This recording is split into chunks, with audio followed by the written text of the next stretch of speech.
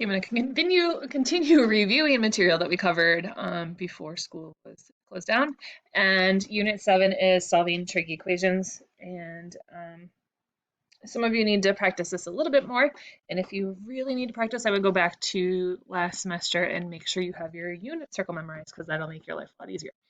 So let's go ahead and go through some of these problems, and then you can definitely do the extra practice I gave you posted, or go back to old practice that you might not have finished. So just remember, a trig equation is an equation that contains a trigonometric expression with a variable, and solutions are the values that satisfy an equation. In a typical period, you will have two solutions. I shouldn't say that. If we're going from 0 to 2 pi, which is what most of them will be, you'll have two solutions. That changes if the period changes in the function. So you have to think about when we multiply by a constant, multiply our variable, our theta by a constant, or x by a constant, it will change that a little bit. So we'll have to talk about that here when we get to those. But solving the equation is very similar to solving the equation. We'll make this 3x minus 2 equals 5x minus 1. Okay, I'm going to solve it the same way I would do. So I'm going to move my x's over. So I get negative 2 equals 2x minus 1. I get negative 1 equals 2x. And I get x equals, I don't know why I wrote a negative 1 there, but I get negative 1/2. Okay, so that would be the process to solve this if it weren't a trig equation. We're still going to do the same thing there. I'm just going to group this and shrink it because instead of having an x there, we actually have a sign. Okay, so I'm going to rewrite this now. We solved for x, so if this were x and this were x, we solved for x.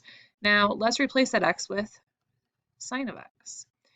What we're technically doing here is asking ourselves, or taking the inverse sine, so we're going to do inverse sine of this whole side, inverse sine of this, which is asking yourself, okay, when is sine on the unit circle equal to negative 1/2? Okay, and I'm actually going to use the first quadrant here to look at our unit circle and our reference angle. So when I'm doing this, I need to remember we talked about the long versus short. So since sine is y, we need to know when our y value is the short side, because 1/2 is my short side. And that happens when we have the ordered pair square root of 3 over 2, comma 1/2, which is the angle pi over 6. Okay, so y is our short side there. That is my reference angle. The thing is, I need to know when it's negative 1/2. So that's where all students take calculus comes into place. And sine is negative here and here. So we actually need to use the reference angle to find our actual angles where it's negative. So what I'm going to do is I'm going to do, for the third quadrant, I'm going to do pi plus pi over 6. And for the fourth quadrant, I'm going to do 2 pi minus pi over 6. Now this requires a little work with fractions. So I'm actually going to make this 6 pi over 6 plus pi over 6, which is 7 pi over 6. And then 2 pi is the same as 12 pi over 6. So 12 pi minus 1 pi is 11 pi over 6. And that's how we find our two answers. Let's move on and try a couple more. Okay, same idea here. The only thing that's going to change is that 3x in the middle, or inside our tangent there. So we are going to go ahead and think of our unit circle. And when are my x and y values equal? To give me 1, and that happens at our 45-degree angle here, or our pi over 4. So that happens when we have square root of 2 over 2, square root of 2 over 2. Okay, so let's angle pi over 4. It is positive 1, so if we think all students take calculus, you could find this angle here when tangent is positive again. I'm actually going to take a different approach because tangent normally has a period of pi before it repeats. Okay, so think of those asymptotes and how it repeats, and we have 2 cycles in that period from 0 to 2 pi. So what I'm going to do is I'm going to treat this as an equation. Okay, I know tangent of x equals 1 at pi over 4, but it also repeats every pi. Okay, so I'm going to call that n pi. What I'm going to do there then is I'm going to divide by 3 on both sides. So this ends up giving me pi over 12 plus n pi over 3. Now typically, if this were just tangent of x, we would have 2 answers. But since it's tangent of 3x, 2 times 3 gives me 6 answers. And that's how many I should have here when I do this. So what I'm going to do is I'm going to go ahead and I'm going to plug in a bunch of numbers for my n. So I'm going to start with n equals 0, which gives me pi over 12 plus 0 pi over 3. So I get pi over 12. I'm going to plug in 1. So I get pi over 12 plus 1 pi over 3, which is the same as 4 pi over 12. So technically I'm going to be adding 4 pi over 12 every time. So I end up getting 5 pi over 12. Okay, try 2. Pi over 12 plus 2 pi over 3, which gives me 8 pi over 12. So I get 9 pi over 12, and I'm actually going to reduce that in a second.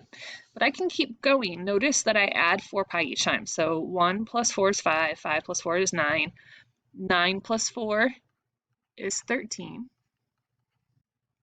Let me extend my page here.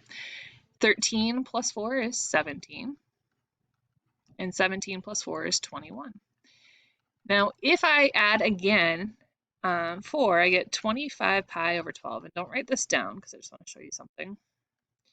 I'm only going from 0 to 2 pi. If I reduce this, 25 divided by 12 is actually bigger than 2, which is why I don't need to worry about that one. Okay, so I actually found my solutions here. We're going to write those out, simplified, please, and then we'll have our list. So I have pi over 12, 5 pi over 12.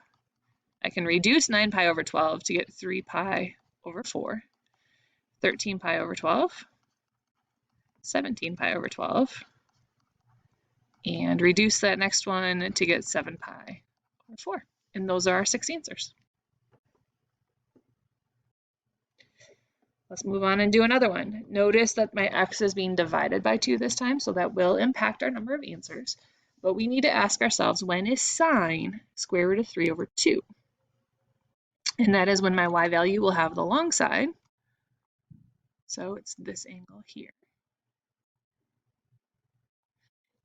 which gives me pi over 3. This is pi over 3. And again, that happens again in the second quadrant when sine is positive again. Let's draw that one in. So we have that here as well. And to find that, I'm going to do pi minus pi over 3. So pi minus pi over 3 is the same as saying 3 pi over 3 minus pi over 3. So that's 2 pi over 3. Now here's the catch. My period changed, just like it did in the last problem. So my first answer is pi over 3, and that will repeat every 2 pi. Think of your wave. It'll come back every 2 pi. I also get 2 pi over 3, and that will repeat every 2 pi. Okay, so for both of these, I'm going to multiply by 2, multiply everything by 2, to get x equals 2 pi over 3 plus 4n pi, and x equals 4 pi over 3 plus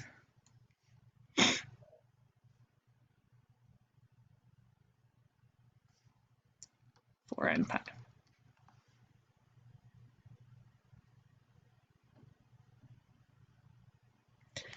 Okay, so we need to plug in 0, which gives us 2 pi over 3.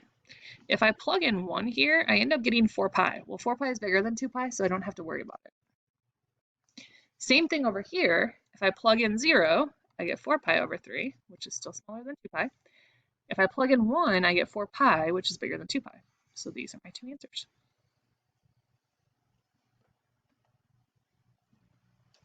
I'm going to go ahead and pause here and do a second video just so that this doesn't get too long. Try some of those practice problems. Let me know if you need help. We'll be back in a second.